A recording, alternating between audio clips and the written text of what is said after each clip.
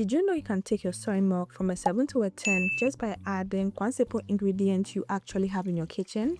If you're new here, hi lovelies, I'm Stella. I'm a food scientist who loves experimenting with ingredients and using simple science to make cooking easy, practical, and actually enjoyable. So if this sounds like a kind of thing, hit subscribe and let's get into this video. So first things first, let's get our beans ready to make soy milk. And these ones were actually soaked overnight, so they are good to go. I'll add in some water and start removing the skin. The practical way to do this is to rub the beans against your palms, and that friction is actually going to get the hulls off very easily. So a quick tip here, lovely. So for the hulls, you don't need to get all of it off, okay? Just enough to achieve the benefit of the hulling. And what you get off, you can compost and use as nutrients for your plants. Now from here, I'll wash the beans thoroughly about 2 to 3 times just to make sure they are well cleaned. Then go ahead and blend them. So lovelies, the method I'm using to make my soy milk here is the blend, strain, cook method, also known as the Chinese method. And if you didn't know, there are actually several ways you can make soy milk. I have a detailed video on that, the pros, the cons, and which method is really the best. I'll leave a link in the description, you can check that out later.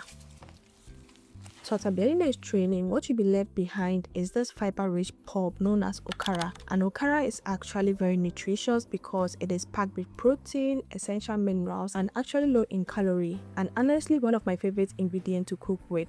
I'll link a few simple Okara recipes below, you can check that out later. Because of the method I'm using today, I'll go ahead and steam this Okara for about 10 minutes just to reduce the strong beanie taste in it. From here, the milk goes onto the heat and I'll bring it to a boil. And once that is cooking, I'll skim off the foam up the top so it doesn't boil over. And also stir occasionally so that the milk doesn't burn at the bottom. Once the milk hits a boil, I'm going to reduce the heat so it simmers for a few minutes.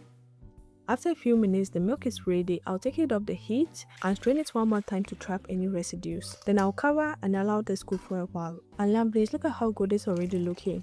I'll fetch a little aside which I'm going to use for later, and to the rest I'm going to add some sugar, mix that well to combine, then go in with some vanilla flavoring.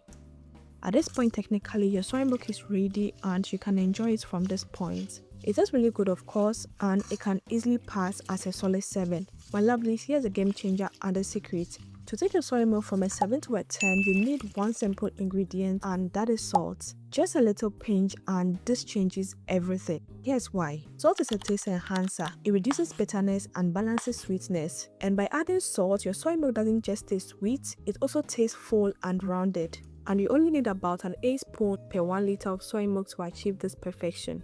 So to this batch, I added a pinch of salt, mixed that in, and that was it.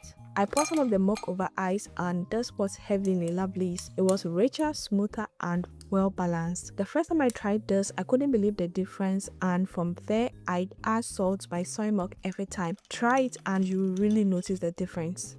Thank you very much for watching. Don't forget to like, subscribe, and comment, and see you in my next video. Bye.